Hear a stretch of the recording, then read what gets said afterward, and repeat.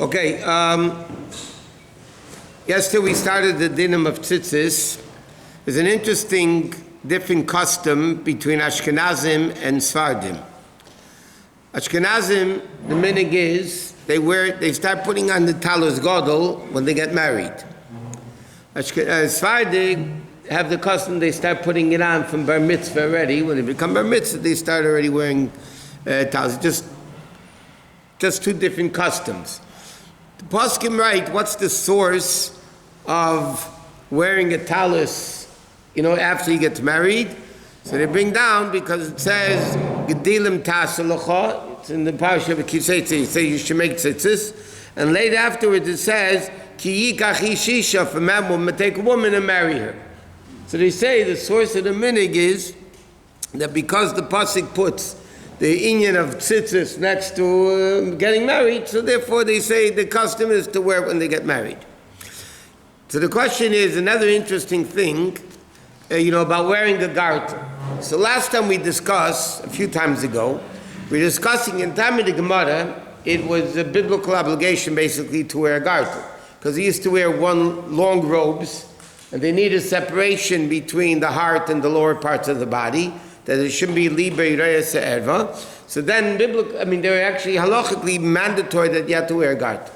Later in the time of the Rishonim, like Tallis says in Shabbos, we discussed this, that nowadays you have shirts and pants, so there you don't necessarily need to wear a garter because there is already a separation between the upper and lower. But you notice the interesting custom by Chassidim. Most Chassidim, with the exception of Chabad, start wearing a garter also at Bar Mitzvah. By us, the custom is you don't wear a garter until you get married. So there's a letter from the Rebbe explaining, the Rebbe shows there's a connection kabbalistically between a garter and tzitzis. So therefore, when you start wearing a tallis gadol, that's when you start wearing a garter. That was the source of that minig.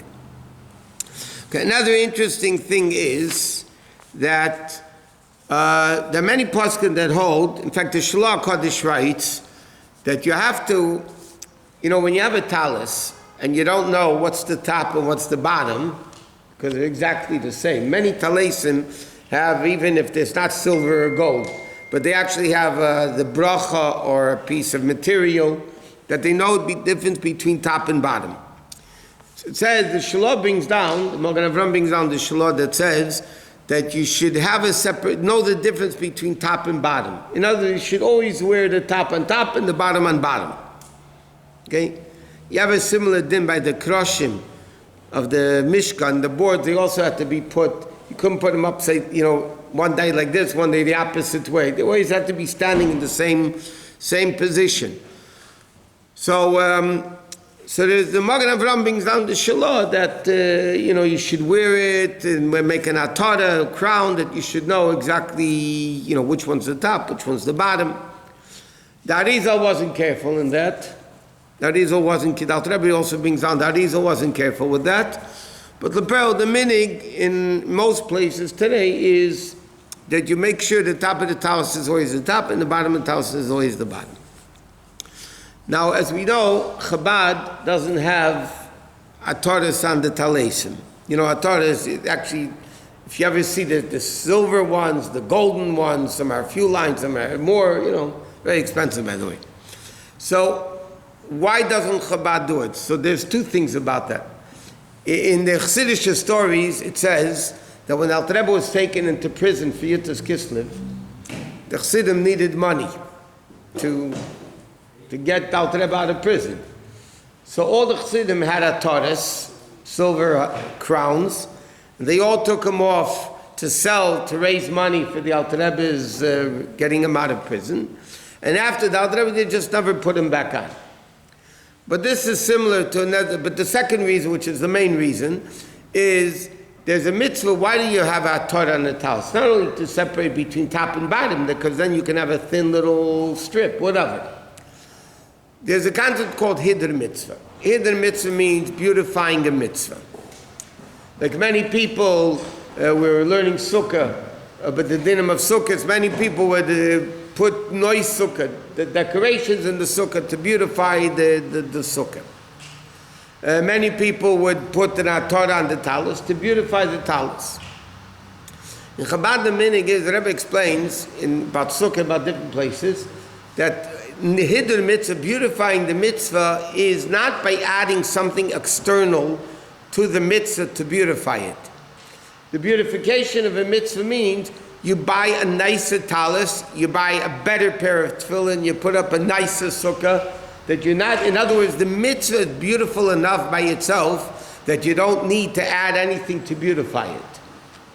So the Pearl, by Chassidim, they don't have the satar and the tallis, but we are makbid to wear, because by us the minig is, there's also Kabbalah, that on the top you put a piece of silk, you sew in a piece of silk into the tallis, and that's also Kabbalistically, and so then you automatically know which was the top, which one is the bottom, and that's the way you wear the tzitzis. Okay, another thing is, today became a fashion in other places. Put tchelis on the tzitzis. Okay, put tchelis on the tzitzis. So that whole thing started, by the way, let me give a preface to the halacha that we should understand what's going on. In the Torah it says you need tchelis on the tzitzis. Okay? You need a kanaf psil tchelis, we say in davening. So in the time of the Beis Hamikdash, what they did was they didn't have all of it tchelis. Tchelis is actually a dye from the fish called chalozin. It's a chalozin fish. That was the name of the fish. The Rambam writes it was in the Mediterranean. The Rambam calls it Yam HaGadol, but that was the Mediterranean. And they would, with a whole process with the fish, they would take the fish and get the dye, and they would make the tchelis from the tzitzis. And they would dye the tzitzis with it. Now, how do you make, when you look at the tzitzis, with the 8 strings and all that, the way it's actually made is, there's 4 long strings, okay? When they make the tzitzis into the garment, okay, tie the tzitzis into the garment. So, originally, I mean, the way it is still, even today, there's long strings. One is even long, one of the 4 is longer than the other 3. You put it into the holes of the tzitzis, okay, and you double it, okay? And then you have one longer string, it's called the shamis, and that's the one that you wrap around, like we were learning yesterday, the 7, 8, 11, and 13, right? The chulias, as they're called, the wraparounds, in between the 5 knots. So they would have, one of the thing would be longer was the shamis. Now halachically, if you don't have tchelis, the tzitzis are kosher. Okay? So, after the Rambam's time, they actually didn't know what the chalozin fish was, they weren't sure, and therefore nobody wore tchelis. Talking until fairly recent. What do I mean fairly recently? It happened to be in Tafresh Memches, which was 140 years ago, approximately. There was a Regina Rebbe in Europe, and he maintained that he found the chalozin fish, and he found out how to make tchelis. So at that time there was a big controversy amongst the Gedolei Yisrael. The Gedolei Yisrael basically were saying it wasn't done for the last 1,000 years. All of a sudden you're coming up and making this done, and so they were all opposed to it. His Chassidim, he was a Rebbe of Chassidim, so his Chassidim wore it. And that was it. It was dormanted even after that time. Nobody was wearing it, basically, because his Chassidim died out, basically. But lately, you know, it became the fashion again with the whole shayla of tchelis. They would wear Tallis with tchelis. Some people said they should, some people said they shouldn't. So again, these are just different customs. In Chabad, we don't wear tchelis and the tzitzis, but those are do. What? There is an event that somebody researched and found out which one was the animal, but couldn't make it blue. It wouldn't come out no matter what he did. So he was experimenting with this rabbi, the Regina, experimented and he did it. The Rambam in Hilchos Tzitzis says the whole practical procedure, how to get the fish and what to do with the fish and how to make the dye and how to dye the tzitzis and what? The single long tzitzis. It should be all four of them, even on one side, and then on the other side, the length of the longer one should be coming out only on one side, right? When you put it in, when you put them in, you put, again, here's the hole or two holes, yeah? You take the four long strings and you put it through both holes. Now you're down here, okay? On one side. On one side, right. So you make the four and the three even, the fourth one on one side is longer. And that's the one that you use wraparound. Usually they figure it out already by now, how to make it exactly long enough that even after you finish using it, it equals the other 8. Now normally what happens if somebody has one string is very long? So the minig is, it's not halacha, but the minig is, you don't cut tzitzis with a metal knife. Because tzitzis is the ma'yir b'yamechem and barzel, metal shortens the life of a person. So it says, how do you, if you have a long string and you want to cut part of it, so you bite it off. The minig is that you bite it off. You don't use metal, and you could technically take a plastic knife and cut it, but it's just easier, practically speaking, they bite it off. But they don't use metal to cut tzitzis. So you can heat glass. Huh? You can cut it by heated glass. Heated glass. You can heat it, you can burn, if you want, you could burn, I'm not joking. You could burn it, you just make sure it doesn't burn too much. Many people with the long payas, yeah, if it gets very long, you know how they don't cut it. Many of them burn it. They burn it. They put something to, and they burn, let's say they want to take off this much.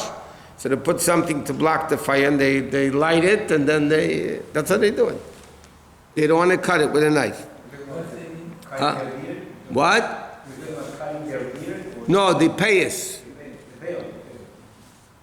No, you don't burn your beard.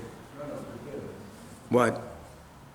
Yesterday, said you don't make tzitzis from linen because, like the shadow of sharpness, you could use linen strings too. I said that yesterday. I said if you make wool string, but you're not going to find linen tzitzis anywhere. Have to be made lishma.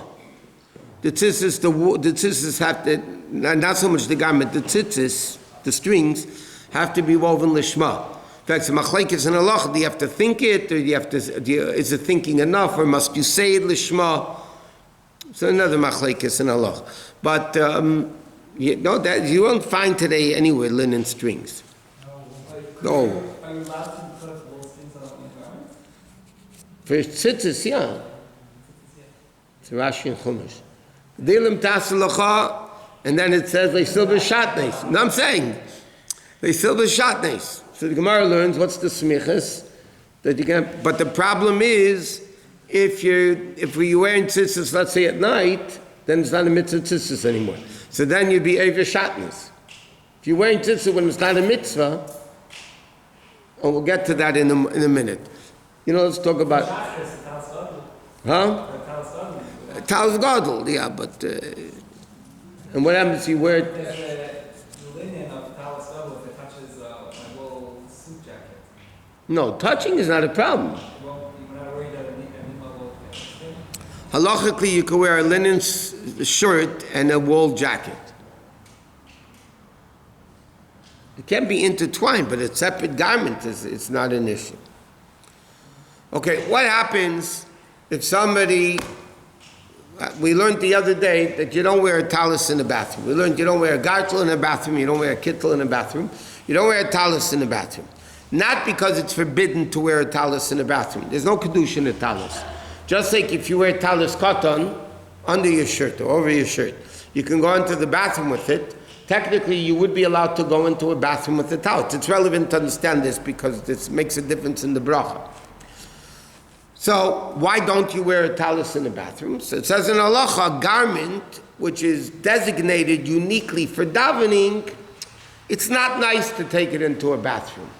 That's why, those who wear a kittel Yom Kippur, you wear a kittel during davening, so the minig is you don't go into the bathroom with a kittel. A gartel also is a shmata, it's a piece of rope, what is it?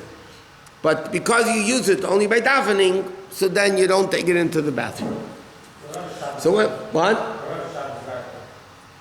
That's not a problem.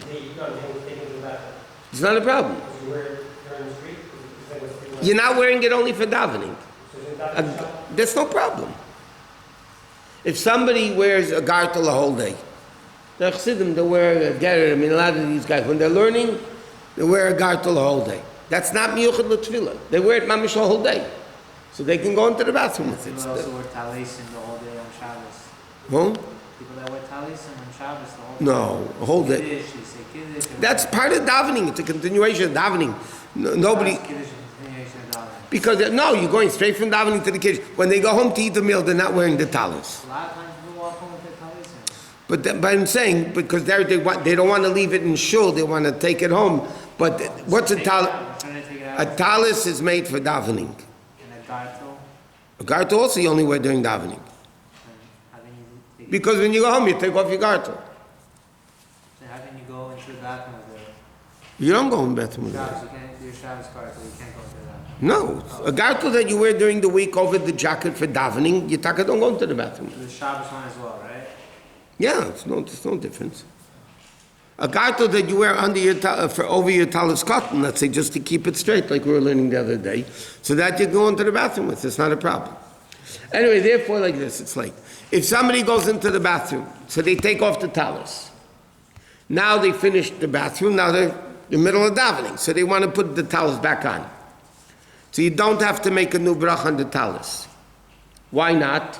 Because halachically you were allowed to wear it in the bathroom. And because you were allowed to wear it in the bathroom, so it's not called a separation. Tefillin that you're not allowed to wear in the bathroom, it's the middle of davening, you take off your tefillin, you go to the bathroom, you put the tefillin back on, you have to make a new bracha. Why? Because you're not allowed to wear tefillin in the bathroom. But a talis halachically you could wear in the bathroom. So therefore, if you take off your talis during davening, put it back on, you don't make a bracha. Therefore, for instance, you take off your talis and tefillin and go to the bathroom, and the talis you don't make a bracha, and then tefillin you do make a bracha. Okay,